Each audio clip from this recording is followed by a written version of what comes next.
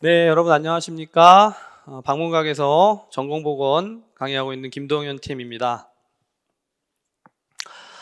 선생님들 오늘은 교재를 소개해 드리러 나왔습니다. 신간 교재. 원래 이제 교재가 새로 나오면 그 신간이 서점들에 이렇게 걸리잖아요.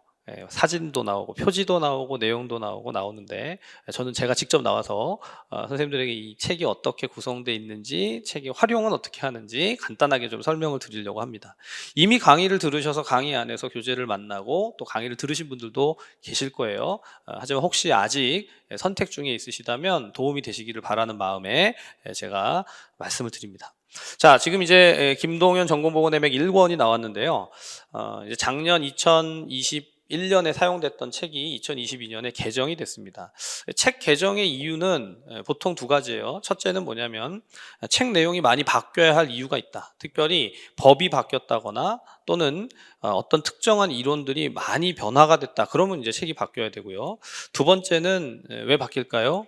개정되는 이유는 여러분들 뭔가 책의 구성, 책의 표지라든가 내용들이 완전히 바뀔 때, 그럴 때 개정이 됩니다. 자, 근데 이번 개정은요, 아주 마이너한 개정이에요. 즉, 내용 자체는 바뀐 법령들이라는 내용들이 있긴 하지만 그것보다는 책의 구성에 있어서의 변화를 좀 줬습니다. 지금 전공보건의 맥 1권과 그리고 이제 앞으로 출간될 2권, 3권 이렇게 총 3권의 책이 여러분들 기본서로 활용이 됩니다. 그래서 1권은 제가 강의하는데 지역정신 간호학의 강의에 사용되고, 2권과 3권은 2권은 성인간호학, 그리고 3권은 여성 아동 간호학의 강의에 활용되어지는 교재예요. 자, 그래서 1월부터 4월까지 우리는 이 3권의 책을 가지고 강의가 진행이 됩니다. 자, 1, 2, 3권이 이제 1권은 출간이 됐고 2권, 3권은 곧 출간이 될 텐데, 자, 1권 교재는 실물은 이렇게 생겼습니다. 여러분들 아마 책을 사서 보지 않고는 책 실물을 보기가 쉽지 않기 때문에 제가 직접 들고 왔어요. 책이 별로 두껍지 않죠. 네. 책이 두껍지 않은 것을 싫어하시는 분이 간혹 있더라고요. 책이 왜 이렇게 안 두꺼워? 더 두꺼워야 되는데 나는 두꺼운 책을 공부할 거야. 네, 여러분들 그런 분들은 네, 참 대단하신 것 같아요. 저는 리스펙. 저는 책이 얇았으면 좋겠다는 생각하거든요. 어떻게든 공부할 양을 줄이고 싶잖아요. 자, 근데 이제 개정된 책에서 어떤 파트들이 추가됐는가를 제가 좀 말씀드리겠습니다. 자, 이 1권의 실제 내용을 보면, 자, 맥 1권의 내용이, 그 내용을 직접 내지를 들여다보면요, 본 교재는 보건교사 임용시험을 준비하는 선생님들을 위해서 만들어졌습니다. 자, 이거 제가 그 머릿말을 쓴 건데 되게 중요한 내용이에요. 근데 대부분 잘 안 읽으시잖아요. 제가 교재 소개 시간이니까 짧게 좀 말씀드릴게요. 이 책은 석박사 과정에서 공부하듯이 깊이 연구하거나 분석하는 목적이 아니다.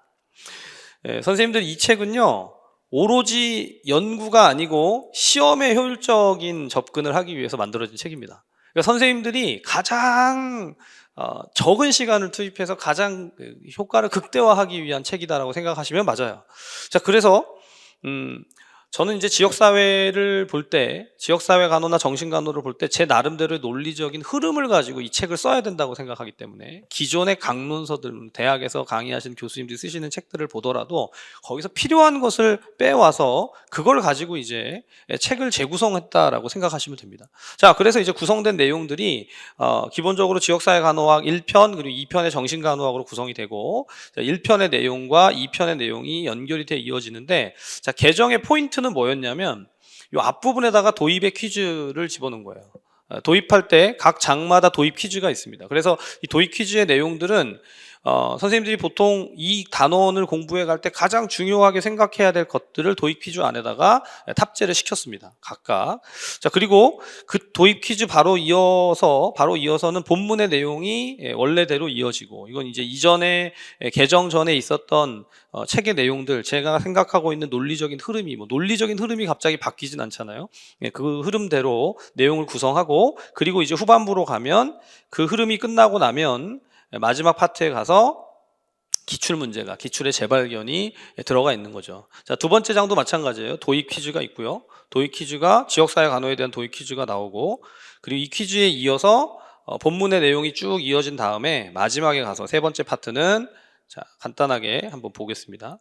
여기 보시면 기출의 재발견으로 구성이 되죠. 그러니까 세 파트가 구성이 되는데 도입 퀴즈, 본문, 기출의 재발견이에요. 사실 이런 구조는 제가 생각할 때 학습을 하는 데서 가장 좋은 구조다라고 보는데, 강의를 할 때도 이렇잖아요. 강의를 할 때도 강의 전 퀴즈가 있고 강의의 본론이 있고 그다음 마지막에 랩업이 있습니다. 자, 이 세 파트가 항상 강의의 세팅인 것처럼 교재의 세팅도 그렇게 되어 있고, 그 교재의 내용이 무작정 내용을 늘리는 게 아니라 정말 시험에 출제되고 중요한 것들을 중심으로 재구성되어 있다, 그렇게 구조화되어 있다라고 보시면 되겠습니다. 자, 근데 이제 선생님들 질문이 생기시죠? 그럼 여기 들어가 있는 기출의 재발견에는 재발견이니까 모든 기출 문제를 하나도 빠짐없이 다 넣어놓은 것이냐? 책의 이 두께를 조절하는 데 있어서 모든 기출 문제를 다 집어넣게 되면요, 이제 이론서와 우리가 기존에 출간했던 기출문제집이 합쳐지는 형태가 될 거예요. 그럼 여러분이 너무 두꺼워지죠, 책 자체가. 자, 그래서 기출문제는 기출문제집으로, 기출문제 분석집으로 따로 묶어서, 작년에도 기출분석의 맥, 기출의 맥이 있었는데 올해도 역시 5월 달에 기출의 맥에 해당되는 그 지역 정신의 전체 기출문제가 하나도 빠짐없이 들어가고 그 안에 해설들이 다 탑재되는 내용의 책이 출간이 될 겁니다. 자, 그래서 공부를 할 때 기본 이론서와 그 다음 기출 분석서, 이 두 가지는 가장 필수적인 책이라고 볼 수 있겠죠. 근데 이제 선생님들께서 기본서를 가지고 공부를 하다가 보면 어떤 질문들을 하시고 또 요청들을 하시냐면, 교수님 공부를 했는데 좀 이 암기할 수 있는 것만 따로 묶어가지고 그것만 손에 들고 다니면서 볼 수 있는 게 없느냐, 이런 요청들을 많이 하세요. 그래서 이제 책 사이즈를 워크북의 형태로, 암기장의 형태로 만든 이런 이제 파노라마 워크북이 5월 달에 출간이 됩니다.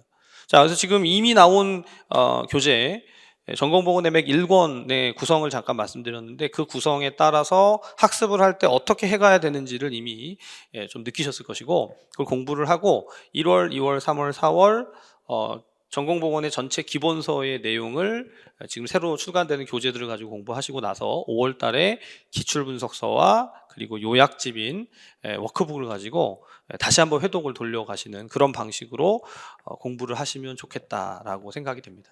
교재 소개지만 사실 교재 소개만을 독립적으로 하는 것은 별로 의미 없다고 생각이 되고, 교재 소개와 여러분들이 그 교재를 어떻게 활용할 것인가까지 같이 좀 전달이 돼야 된다라고 봅니다.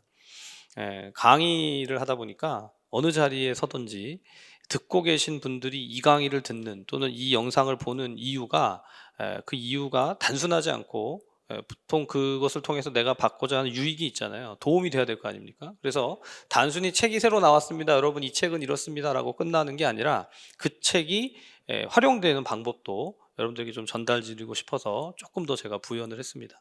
자, 이제 마무리하면서요, 1권 책, 제가 볼 때 1권 책 여러분들 공부하시는데 참 가독성도 있고, 그리고 구성되어 있는 내용들도 알짜배기만, 엑기스만 집어넣었다라고 그렇게 생각을 합니다. 여러분들 이 1권 그리고 2권, 3권 앞으로 출간되는 기본서를 가지고 기본 이론 강의를 잘 들으시면서 공부하시고, 그리고 이제 문제풀이 강의 가기 전까지 계속해서 그 회독을 좀 높여가시면 좋겠다라는 것을 격려를 드리면서 교재 소개 영상은 여기까지 찍도록 하겠습니다. 수고하셨습니다.